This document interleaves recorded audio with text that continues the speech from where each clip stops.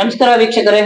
ಜಿಲ್ಲಾ ಕಾನೂನು ಸೇವೆಗಳ ಪ್ರಾಧಿಕಾರದ ವತಿಯಿಂದ ಆಯೋಜಿಸಲಾಗಿರುವ ಈ ವಿಶೇಷ ಕಾನೂನು ಅರಿವು ಕಾರ್ಯಕ್ರಮಕ್ಕೆ ತಮ್ಮೆಲ್ಲರಿಗೂ ಹೃತ್ಪೂರ್ವಕ ಸ್ವಾಗತ. ಇಂದಿನ ಕಾರ್ಯಕ್ರಮದಲ್ಲಿ ಸಂತ್ರಸ್ತರ ಪರಿಹಾರ ಯೋಜನೆ ವಿಕ್ಟಿಮ್ ಕಾಂಪನ್ಸೇಷನ್ ಸ್ಕೀಮ್ಸ್ ಕುರಿತು ಉಪಯುಕ್ತ ಮಾಹಿತಿಯನ್ನು ತಿಳಿದುಕೊಳ್ಳಿದ್ದೇವೆ. ಅಪರಾಧದಿಂದ ದೈಹಿಕ, ಮಾನಸಿಕ ಹಾಗೂ ಆರ್ಥಿಕ ಹಾನಿಗೊಳಗಾದಂತಹ ಸಂತ್ರಸ್ತರು ಹಾಗೂ ಅವರ ಅವಲಂಬಿತರಿಗೆ ಆರ್ಥಿಕ ನೆರವು ಮತ್ತು ಪುನರ್ವಸತಿ ಒದಗಿಸುವ ಉದ್ದೇಶದಿಂದ ಈ ಯೋಜನೆಯನ್ನ ಜಾರಿಗೊಳಿಸಲಾಗಿದೆ. ಈ ಕುರಿತು ಮಾಹಿತಿ ನೀಡಲು ನಮ್ಮೊಂದಿಗೆ ಜಿಲ್ಲಾ ಕಾನೂನು ಸೇವೆಗಳ ಪ್ರಾಧಿಕಾರದ ಮಾನ್ಯ ಸದಸ್ಯ ಕಾರ್ಯದರ್ಶಿಗಳಾದಂತಹ ಮತ್ತು ಹಿರಿಯ ಸಿವಿಲ್ ನ್ಯಾಯಾಧೀಶರಾದಂತಹ ಶ್ರೀ ಹನುಮಂತಪ್ಪ ಸಾಹೇಬರಿಗೆ ಈ ಒಂದು ಕಾರ್ಯಕ್ರಮಕ್ಕೆ ನಮಸ್ಕಾರ ಸರ್. ಥ್ಯಾಂಕ್ ಯು ಸರ್, ಈ ವಿಕ್ಟಿಮ್ ಕಾಂಪನ್ಸೇಷನ್ ಸ್ಕೀಮ್ಸ್ ಬಗ್ಗೆ ದಯಮಾಡಿ ಸಾರ್ವಜನಿಕರಿಗೆ ಒಂದು ಮಾಹಿತಿ ಕೊಡಿ ಸರ್. ನೋಡಿ, ವಿಕ್ಟಿಮ್ ಅಂತಕ್ಕಂತ ಒಂದು ಪದಾನೇ ಹೇಳ್ತದೆ ನೊಂದ ವ್ಯಕ್ತಿ ಅಥವಾ ಬಾಧಿತ ವ್ಯಕ್ತಿ ಅಂತ ಹೇಳ್ಬಿಟ್ಟು.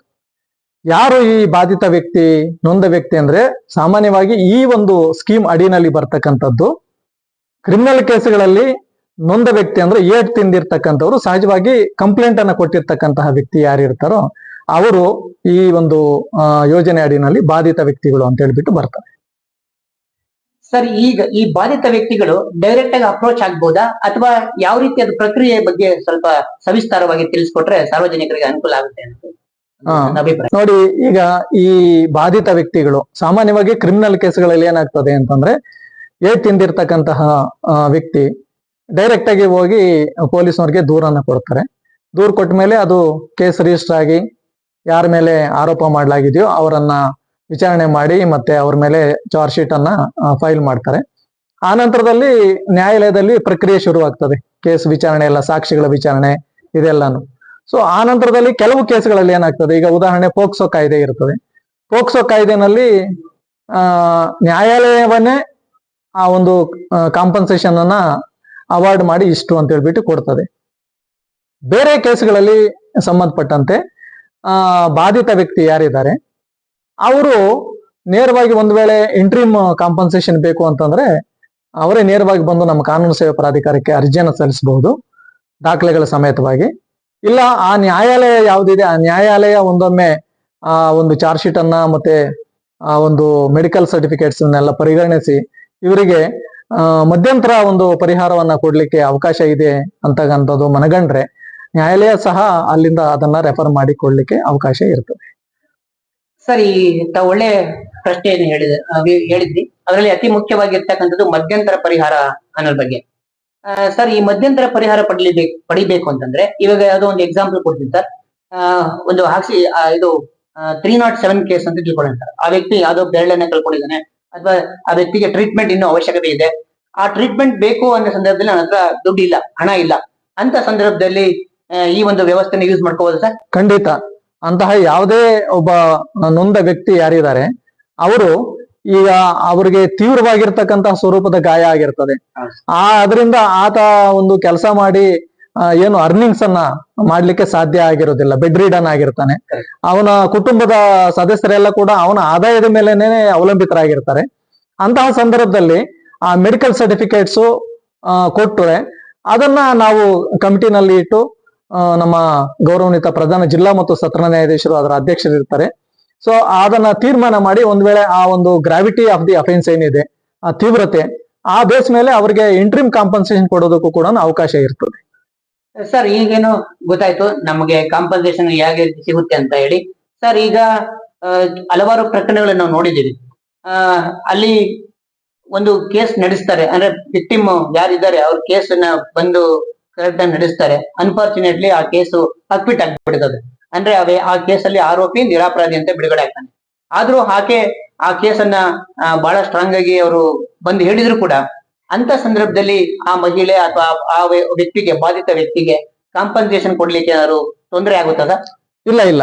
ನೋಡಿ, ಈಗ ಕೇಸಿನ ಅಂತಿಮ ತೀರ್ಮಾನಕ್ಕೂ ಮತ್ತೆ ಈ ನೊಂದ ವ್ಯಕ್ತಿಗೆ ಪರಿಹಾರ ಕೊಡೋದಕ್ಕೂ ಸಂಬಂಧ ಇಲ್ಲ. ನಮಗೆ ಮುಖ್ಯವಾಗಿ ಏನು ಅಂತಂದ್ರೆ ಈ ಬಾಧಿತ ವ್ಯಕ್ತಿ ಯಾರಿದ್ದಾರೆ ಅವರು ಈ ಅಭಿಯೋಜನೆ ಪರವಾಗಿ ಸಾಕ್ಷ್ಯವನ್ನ ನೀಡಿದಾರಾ ಇಲ್ವಾ ಅಂತಕ್ಕಂಥದ್ದೇ ಇಂಪಾರ್ಟೆಂಟ್ ಆಗಿರ್ತಕ್ಕಂಥದ್ದು. ಒಂದೊಮ್ಮೆ ಏನಾದ್ರೂ ಆ ಬಾಧಿತ ವ್ಯಕ್ತಿ ಆರೋಪಿಯ ಜೊತೆನಲ್ಲಿ ಶಾಮೀಲಾಗಿ ರಾಜಿ ಏನಾದ್ರು ಮಾಡ್ಕೊಳ್ತು ಅಂತಂದ್ರೆ ಅಂತವ್ರಿಗೆ ಬರೋದಿಲ್ಲ. ಆದ್ರೆ ಯಾವುದೇ ಒಬ್ಬ ಬಾಧಿತ ವ್ಯಕ್ತಿ ತಾನು ಏನು ದೂರನ್ನ ಕೊಟ್ಟಿದ್ದಾರೆ ಅದರ ಪ್ರಕಾರವಾಗಿ ಅಭಿಯೋಜನೆಗೆ ಪೂರಕವಾಗಿ ಸಾಕ್ಷ್ಯವನ್ನ ನುಡಿದಿದ್ದಾರೆ ಅಂತಂದ್ರೆ ಸೊ ಆ ಒಂದು ಡಿಪೋಸಿಷನ್ಸ್ ಅನ್ನ ನಾವು ತೆಗೆದುಕೊಂಡು ಅದರ ಮೇಲೆ ಅವರಿಗೆ ಕೊಡ್ಲಿಕ್ಕೆ ಅವಕಾಶ ಇದೆ. Okay sir.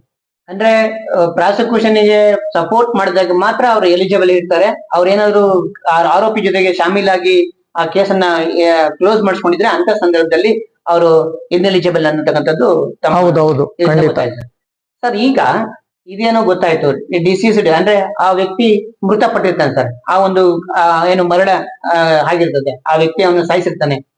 ಅಂತಹ ಸಂದರ್ಭದಲ್ಲಿ ಯಾರು ಆ ವ್ಯಕ್ತಿಯ ಪರವಾಗಿ, ಡಿಸೀಸ್ಡ್ ಪರವಾಗಿ ಏನು ಕಾಂಪನ್ಸೇಷನ್ ಕೇಳ್ಬೋದು ಸರ್? ವಿಕ್ಟಿಮ್ ಕಾಂಪನ್ಸೇಷನ್ ನೋಡಿ, ಯಾರು ಅಂತಹ ಒಂದು ಪ್ರಕರಣದಲ್ಲಿ ಮೃತ ವ್ಯಕ್ತಿ ಇರ್ತಾರೋ ಅವರ ಅವಲಂಬಿತರು ಯಾರು ಇರ್ತಾರೆ, ಸಹಜವಾಗಿಯೇ ಅಂತಹ ವ್ಯಕ್ತಿಯ ಹೆಂಡತಿ ಇರಬಹುದು ಅಥವಾ ಅವ್ರ ಮಕ್ಕಳು, ಅವರು ಯಾರು ಅವರ ಒಂದು ಆದಾಯದ ಮೇಲೆ ಅವಲಂಬಿತರಾಗಿದ್ರು ಅಂತಿದ್ದಾರೆ, ಅವರೆಲ್ಲರೂ ಕೂಡ ಅರ್ಜಿಯನ್ನ ಸಲ್ಲಿಸಬಹುದು.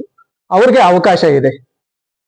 ಅಂದ್ರೆ ಈಗ ಇಂತಹ ಸಮಯದಲ್ಲಿ ನ್ಯಾಯಾಲಯವು ಕೂಡ ಕೆಲವು ಸಂದರ್ಭದಲ್ಲಿ ಡೈರೆಕ್ಷನ್ ಕೊಡ್ತಕ್ಕಂತ ಸಾಧ್ಯತೆ ಇರ್ತದೆ. ಅಥವಾ ಆ ವ್ಯಕ್ತಿನೇ ಡೈರೆಕ್ಟ್ ಆಗಿ ಬಂದು ಸೇವಾ ಪ್ರಾಧಿಕಾರಕ್ಕೆ ಅರ್ಜಿ ಕೊಡ್ಬೋದು ಅಥವಾ ಕೋರ್ಟ್ ಅಲ್ಲಿ ಕೇಳ್ಕೋಬಹುದು ಸರ್? ಇಲ್ಲ, ಅವರು ನೇರವಾಗಿ ಬಂದು ನಮ್ಮ ಕಾನೂನು ಸೇವಾ ಪ್ರಾಧಿಕಾರಕ್ಕೆ ಅರ್ಜಿಯನ್ನು ಸಲ್ಲಿಸಬಹುದು.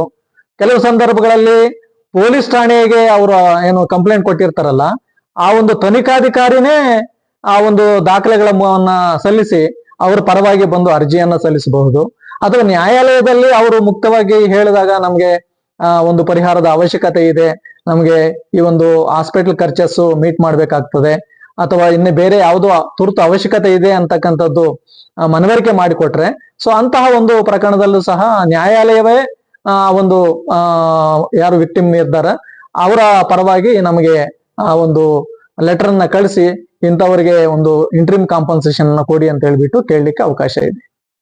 ನಿಜಕ್ಕೂ ಈ ಒಂದು ಸ್ಕೀಮು ಬಹಳ ಅತ್ಯುತ್ತಮವಾಗಿದೆ. ಯಾಕೆಂದ್ರೆ ಇಲ್ಲಿಯವರೆಗೆ ನಾವು ನೋಡ್ತಕ್ಕಂಥದ್ದು ಏನಿತ್ತು ಅಂದ್ರೆ ಆರೋಪಿ ಪರವಾಗಿ ಅಷ್ಟೇ ನಾವು ಕಾನ್ಸೆಪ್ಟ್ ಮಾಡ್ತಿರ್ತಕ್ಕಂಥದ್ದಿತ್ತು. ಆದ್ರೆ ವಿಕ್ಟಿಮ್ ನ ಓರಿಯಂಟೇಷನ್ ಇಟ್ಕೊಂಡು ಈ ತರ ಎಲ್ಲಾ ಪರಿಹಾರಗಳು ಇದೆ, ಈ ತರ ಒಂದೆಲ್ಲ ಯೋಜನೆಗಳನ್ನ ಕೊಟ್ಟಿರ್ತಕ್ಕಂಥದ್ದು ನಿಜಕ್ಕೂ ನಮ್ಮ ಸಾರ್ವಜನಿಕರಿಗೆ ಬಹಳ ಅತ್ಯುತ್ತಮವಾಗಿದ್ದಂತಹ ಒಂದು ಪ್ರಾಜೆಕ್ಟ್ ಇದು. ಈ ಯೋಜನೆ ಬಹಳ ಅನುಷ್ಠಾನ ಮಾಡಿಕೊಟ್ರೆ ಬಹಳ ಅನುಕೂಲ ಆಗುತ್ತೆ. ನಿಜ, ಯಾಕಂದ್ರೆ ಈಗ ವಿಶೇಷವಾಗಿ ನಮ್ಮ ಪೋಕ್ಸೋ ಕಾಯ್ದೆನಲ್ಲಿ ಏನು ಇದ್ ಮಾಡಿದ್ದಾರೆ, ಸೊ ಅದರಲ್ಲಿ ಯಾರು ಬಾಧಿತ ಹೆಣ್ಣು ಮಗಳಿದ್ದಾಳೆ ಆಕೆ ಕೂಡ ಪ್ರಾಸಿಕ್ಯೂಷನ್ ಪರವಾಗಿ ಕೇಸನ್ನ ಸಾಕ್ಷ್ಯ ನುಡಿಬೇಕಾಗ್ತದೆ.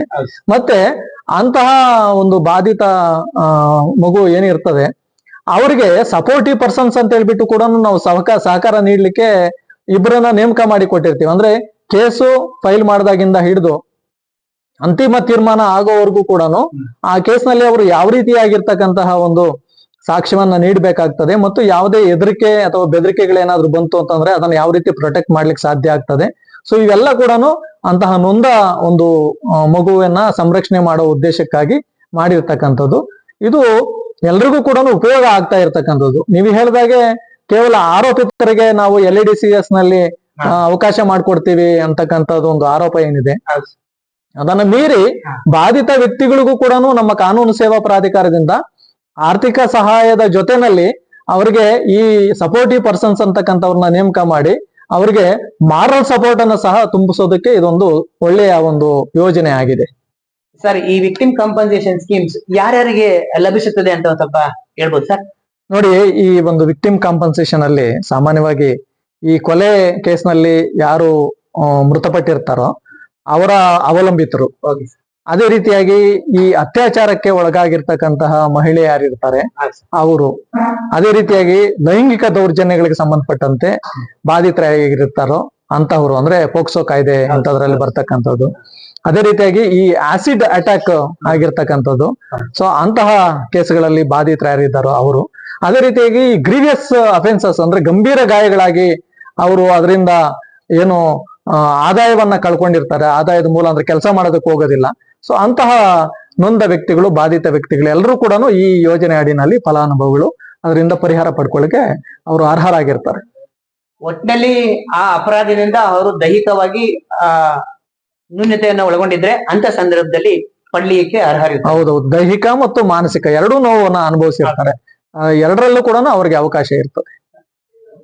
ವೀಕ್ಷಕರೇ, ಇಲ್ಲಿಯವರೆಗೆ ಈ ಒಂದು ವಿಕ್ಟಿಮ್ ಕಾಂಪನ್ಸೇಷನ್ ಸ್ಕೀಮ್ಸ್ ಬಗ್ಗೆ ಮಾಹಿತಿಯನ್ನ ಸವಿಸ್ತಾರವಾಗಿ ತಿಳಿಸಿಕೊಟ್ಟಂತಹ ಶ್ರೀಯುತ ಜಿಲ್ಲಾ ಕಾನೂನು ಸೇವಾ ಪ್ರಾಧಿಕಾರದ ಸದಸ್ಯ ಕಾರ್ಯದರ್ಶಿಗಳಾದಂತಹ ಶ್ರೀಯುತ ಬಿ ಹನುಮಂತಪ್ಪ ಸಾಹೇಬರಿಗೆ ನಮಸ್ಕಾರಗಳು ಸರ್. ನಮಸ್ಕಾರ ತಮಗೂನು.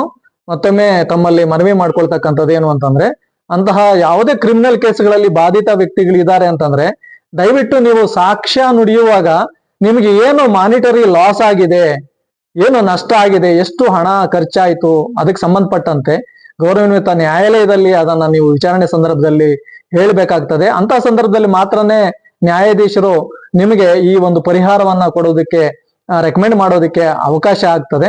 ಸೊ ಆ ನಿಟ್ಟಿನಲ್ಲಿ ತಾವೆಲ್ಲರೂ ಕೂಡ ಆ ರೀತಿ ಸಾಕ್ಷ್ಯ ನುಡಿಯುವಾಗ ಈ ಒಂದು ವಿಚಾರವನ್ನ ಹೇಳೋದು ಮರಿಬೇಡ್ರಿ. ಮತ್ತೆ ಯಾವುದೇ ಕಾರಣಕ್ಕೂ ಕೂಡ ನ್ಯಾಯಾಲಯದಲ್ಲಿ ಒಂದು ವೇಳೆ ಕೇಸು ಅನಾನುಕೂಲ ಆಗಿದೆ, ಆ ಆರೋಪಿಯನ್ನ ಬಿಡುಗಡೆ ಮಾಡಿದ್ದಾರೆ ಅಂತ ಹೇಳ್ಬಿಟ್ಟು ಸುಮ್ಮನೆ ಇರ್ಲಿಕ್ಕೆ ಹೋಗ್ಬೇಡಿ. ನೇರವಾಗಿ ನಮ್ಮ ಕಾನೂನು ಸೇವಾ ಪ್ರಾಧಿಕಾರವನ್ನ ನೀವು ಬಂದು ಸಂಪರ್ಕಿಸಿದ್ರೆ ಅಂತವ್ರಿಗೆ ಯಾರು ಬಾಧಿತರಿದ್ದಾರೆ ಅವರಿಗೆ ಒಂದು ಈ ಯೋಜನೆ ಅಡಿನಲ್ಲಿ ಪರಿಹಾರ ಕೊಡ್ಲಿಕ್ಕೆ ಅವಕಾಶ ಆಗ್ತದೆ. ಅದರ ಸದುಪಯೋಗವನ್ನ ನೀವೆಲ್ಲ ಕೂಡ ಪಡ್ಕೋಬೇಕಾಗ್ತದೆ. ಅದೇ ರೀತಿಯಾಗಿ ನೀವು ಉಚಿತವಾಗಿ ನಮ್ಗೆ ಈ ಟೋಲ್ ಫ್ರೀ ನಂಬರ್ ಇದೆ 151000. ಅದಕ್ಕೆ ನೀವು ಕರೆ ಮಾಡಿದ ಸಂದರ್ಭದಲ್ಲಿ ನಿಮಗೆ ಇನ್ನೂ ಹೆಚ್ಚಿನ ಮಾಹಿತಿಯನ್ನ ನೀಡೋದಕ್ಕೆ ಒಂದು ಅವಕಾಶ ಇರ್ತದೆ. ಅದರ ಸದುಪಯೋಗ ಪಡಿಸ್ಕೊಳ್ಬೇಕು ಅಂತ ಎಲ್ಲರಲ್ಲಿ ಮನವಿ ಮಾಡ್ಕೊಳ್ತಾ ಇದ್ದೀನಿ. Thank you sir. Thank you very much.